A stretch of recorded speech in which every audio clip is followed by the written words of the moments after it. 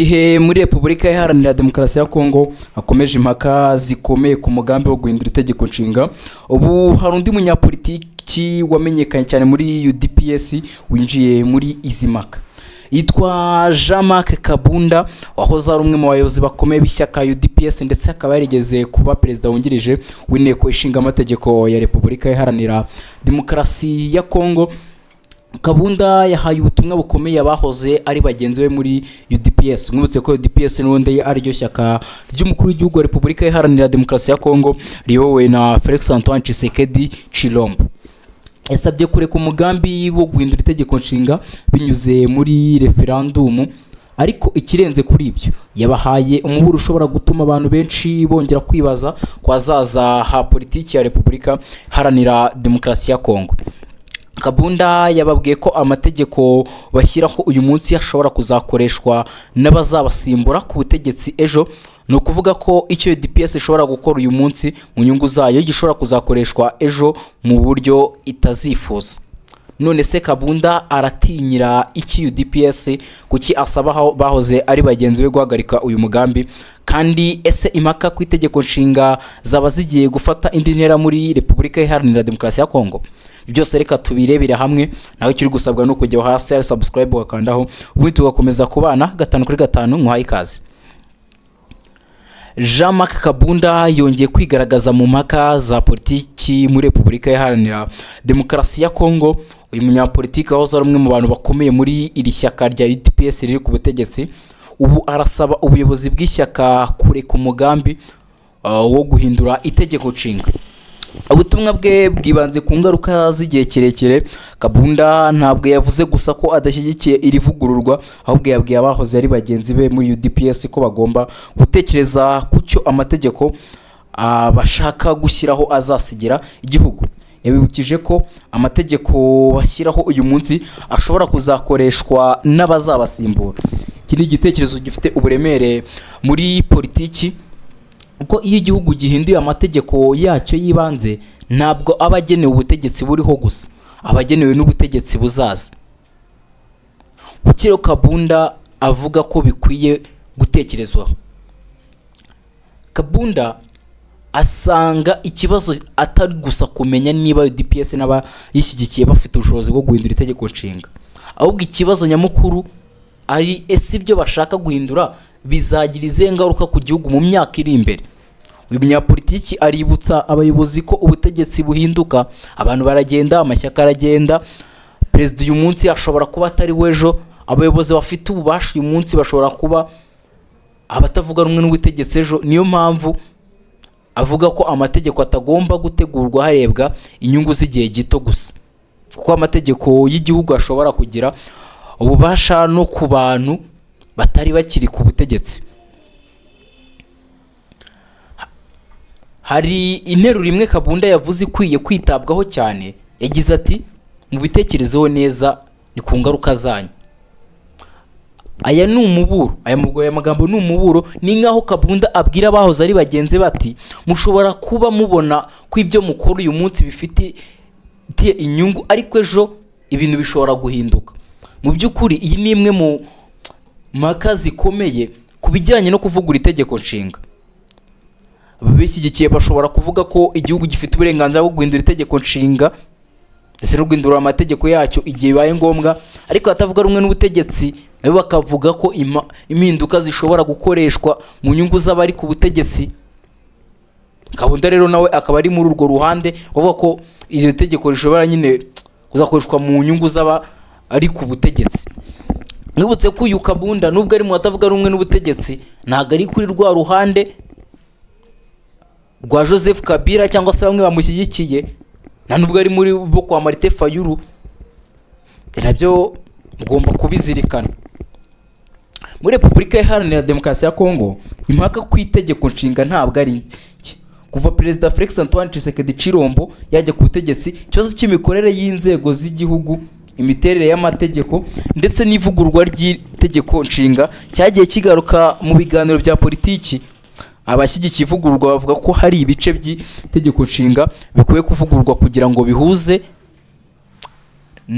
n'ibikenewe muri iki gihe, ariko batavuga rumwe nabyo bafite impungenge. Bavuga ko ivugururwa ry'itegeko nshinga rishobora gukoreshwa nk'igikoresho cya politiki, kandi aha niho ikibazo cya referendum kiza.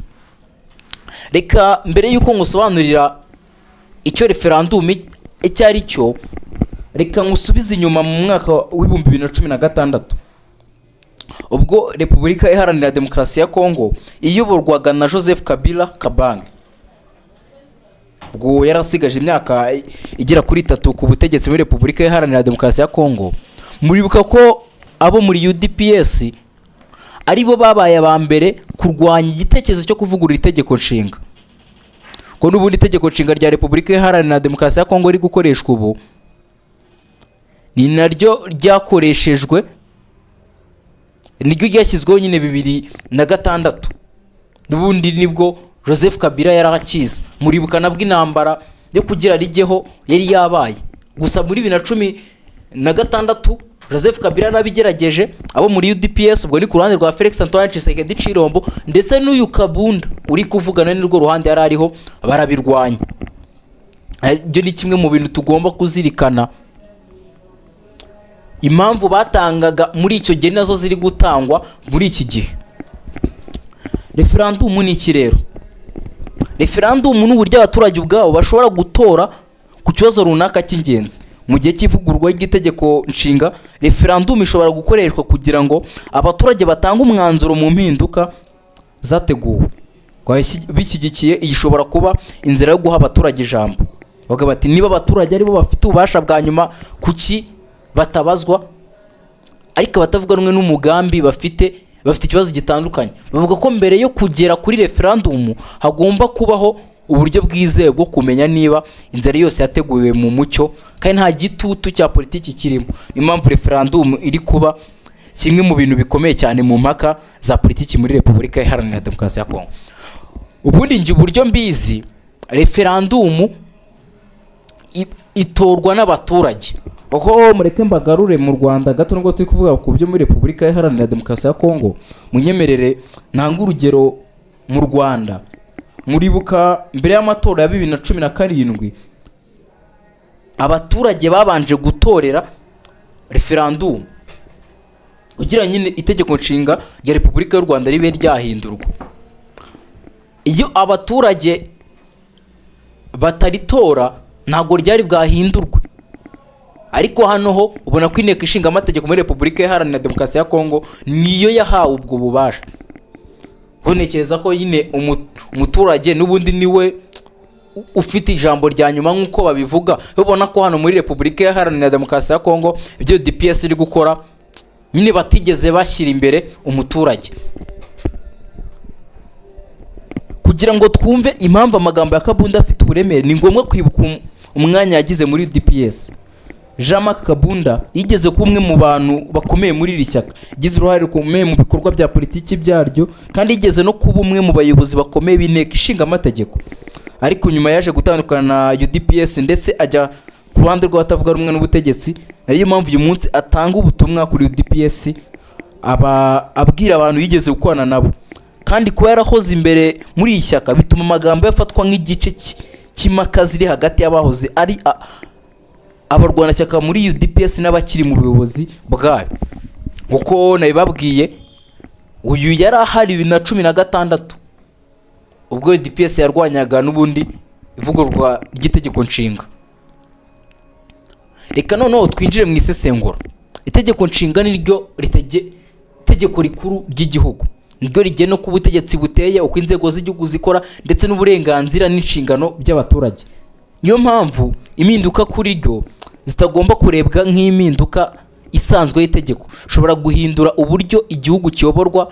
Impamvu Kabunda asaba abantu gutekereza kure, kuko niba amategeko ahinduwe uyu munsi hashobora kuba hari abantu babona ko ari impinduka nziza, ariko nyuma y'imyaka 10 cyangwa 20 abari ku butegetsi bashobora kuba barahindutse.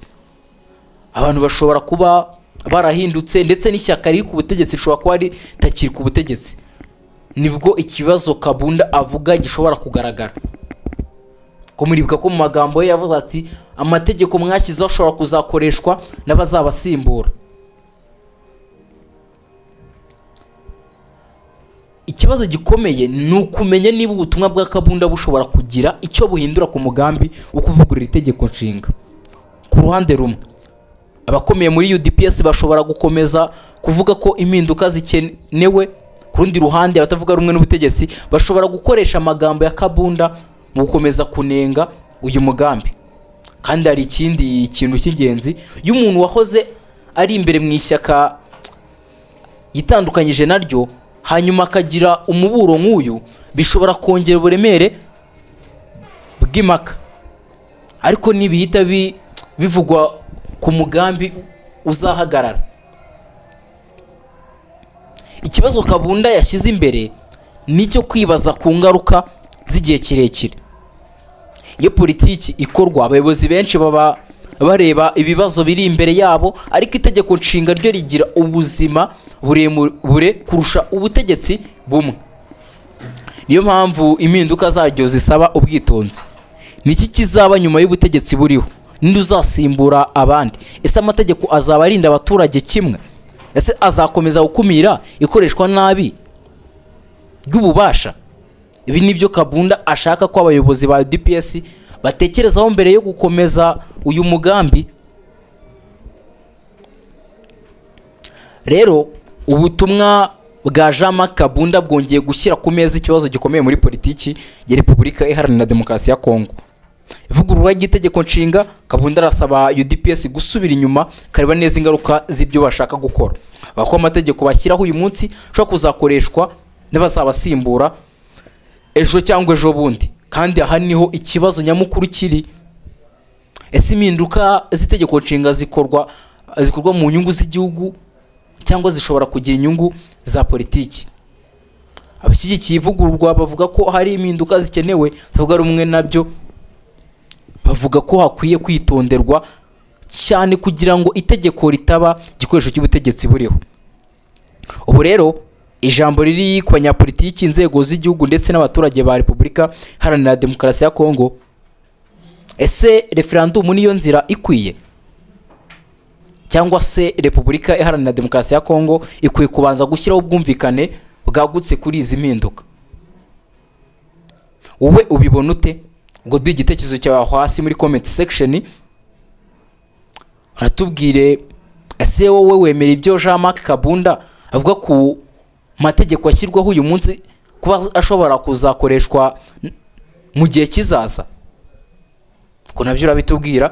Gusa mwibutsa gukanda subscribe niba ukunda amakuru yizewe kandi asesenguye byimbitse. Ngo twibanda cyane mu Rwanda, muri Repubulika Iharanira Demokarasi ya Kongo, u Burundi ndetse n'akarere k'ibiyaga bigari muri rusange. Gusa tutibagiwe na Afrika yose ndetse no ku isi muri rusange. Iyo rero niyo mpamvu ugomba gukanda subscribe, wakanda no kunzogera kugira ngo tujye dushyiraho video itubona ko igiyeho. Avuga ngo amahoro n'imigisha Nyagasani atanga bikomeze bane namwe. Abayisilamu baze kugira ijuma nziza, Adventiste b'umunsi wa karindwi, imyiteguro myiza y'isabato. Abandi mwese namwe muze kuryoherwa na weekend.